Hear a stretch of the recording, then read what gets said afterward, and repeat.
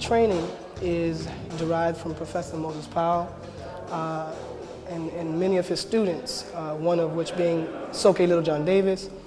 The system is designed, as Professor would say, as for an urban type of fighting. The urban contact that may happen is the type of thing that we're dealing with, because most fights are going to happen in the urban area. Professor would probably say, punch, kick, sweep, stomp, and that's a total development of what this is all about. But basically what we're dealing with is being able to teach a person from the martial arts area how to defend himself by diverting someone's attention, diverting someone's energy and someone's force. We would apply locks, we would sweep them, we would throw them. There's no situation that we would end up with them staying in a perpendicular, standing up. They would finish on the ground and we would be the victor of a situation. What we do first is we find out where that student is. We have students that come in from other systems. We have students that have never trained or done any type of physical calisthenics in their life. So we first find out where they are, and from that point we work on. We bring everyone into our system pretty much the same, such as we teach them the basic rolling, we teach them the falling, we teach them how to stand once we show them how to fall, how to stand and how to move. We teach them how to block and then counter with a punch. Those are things that we do for basic students.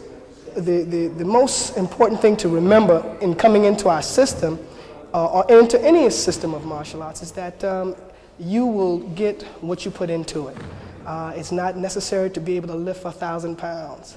The only thing that's necessary to be able to redirect and change someone's direction with a joint.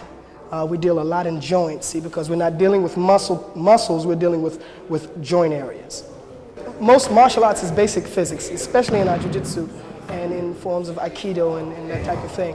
Whereas what we would do is, let's, for instance, someone is punching at me. They're looking for, they see a target, they're attempting to hit the target. What I would do is I would move the target at a time when they're not expecting it to happen. They would then, their motion and force would be directed forward, away from me. I would then change that direction and send them in the opposite, which would cause a natural flow of their body because of their own weight being rediverted. The martial arts, and particularly the system that I study under Professor Moses Powell and Soke Littlejohn Davis, is a system that is really designed to develop the philosophy portion.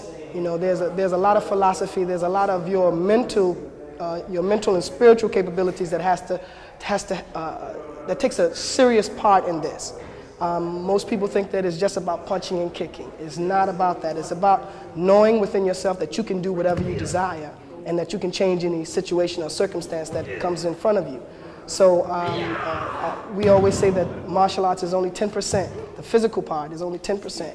The mental and the spiritual takes up 90% of our time. We train here at When Worlds Collide, Center of the Arts.